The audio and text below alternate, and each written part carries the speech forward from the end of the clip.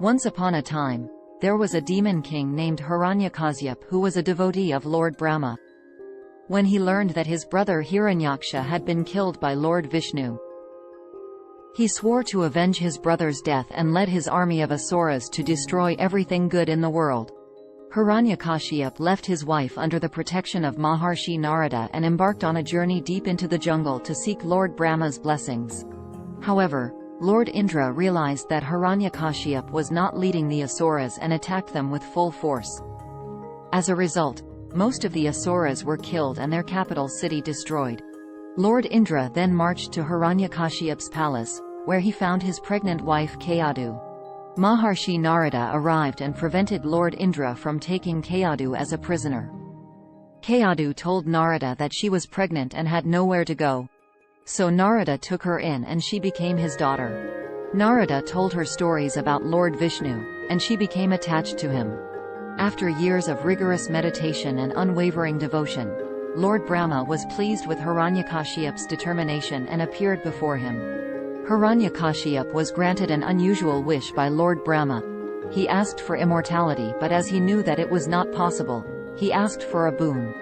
Where he cannot be killed by any man or beast, indoors or outdoors, during the day or night, on earth or in the sky. The Lord granted him his wish, impressed by his years of meditation and prayer.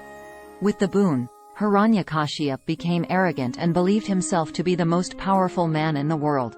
He began expanding his empire and soon ruled over the entire earth. Hiranyakashyap's cruel and egotistic nature was reflected in his actions, as he forbade people from worshipping Lord Vishnu and instead commanded them to worship him. He even went to the extent of destroying temples and killing those who worshipped Lord Vishnu. Lord Vishnu had heard the prayers of the people and had chosen to intervene in Hiranyakashyap's tyranny. When Hiranyakashyap's wife was pregnant, Lord Vishnu instructed Maharshi Narada to guide and teach the child in her womb. Maharshi Narada imparted the knowledge of righteousness and devotion to Lord Vishnu to the child, even in his mother's womb. When he was born, he began singing the glories of Lord Vishnu. As he grew up, Prahlada continued to nurture his devotion to Lord Vishnu, and which inspired Prahlada to become a devout devotee of the Lord. After receiving Lord Brahma's blessings, Hiranyakashyap returned to his palace with his wife and child, thanking Maharshi Narada for his help. However, when Hiranyakashyap discovered that his own son, Prahlada, was a devout follower of Lord Vishnu and refused to worship him, he became extremely upset. Hiranyakashyap became increasingly angry and tried to force Prahlada to abandon his faith, but Prahlada refused to back down. Hiranyakashyap's frustration turned into a fierce rage and he decided to take matters into his own hands. Hiranyakashyap agreed to kill Prahlada, his own son. Hiranyakashyap ordered his guards to kill Prahlada. But every time they tried to hurt him, their swords broke into pieces and Prahlada remained unharmed. Hiranyakashyap then instructed some poisonous snakes to bite Prahlada, but even the snakes did not harm him. He even released a group of wild elephants to attack him, but they did not harm Prahlada at all. In the end, he called upon his sister, Holika, who was a sea demon and had a boon that made her immune to fire. Holika decided to sit on a burning fire while holding Prahlada in her lap. Prahlada, devotee of Lord Vishnu, cried out for his help as the fire surrounded them. To everyone's amazement, Holika burned to death while Prahlada emerged unscathed. Hiranyakashyap was running out of options and was filled with anger.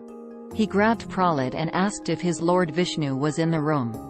Prahlada answered that the Lord was omnipresent, which only made Hiranyakashyap more furious. He pointed to a nearby pillar and sarcastically asked if the Lord was inside it. To his surprise, the pillar shattered and out came Lord Narasimha, a ferocious being who was half man and half lion. He grabbed him, carried him to the doorway, neither inside nor outside the house, and placed him on his lap, which was neither sky nor earth. He killed Hiranyakashyap with his claws at twilight, without using any weapons. The asuras were frightened by his roar and ran away. But Prahlada approached him with gratitude in his eyes. When asked about his father, Narasimha revealed that Hiranyakashyap was actually Lord Vishnu's gatekeeper, Vijay, who was cursed and needed to take 3 more births before returning to the heavens. After killing Hiranyakashyap, Lord Narasimha calmed down and Prahlad worshipped him. Lord Narasimha was pleased with Prahlad's devotion and granted him a long and prosperous life as the king of his kingdom. Prahlad ruled with wisdom and compassion, and his reign was considered to be a golden era in the history of the kingdom. In conclusion, the story of Hiranyakashyap and Prahlad is a tale of good versus evil, devotion versus arrogance, and the triumph of faith over material power. It teaches us that no matter how powerful we may become, we are still subject to the laws of nature and the will of the divine. And that true strength and success come not from material possessions or domination over others, but from humility, compassion, and devotion to a higher purpose.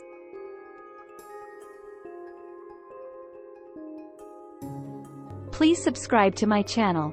Do like and share the video.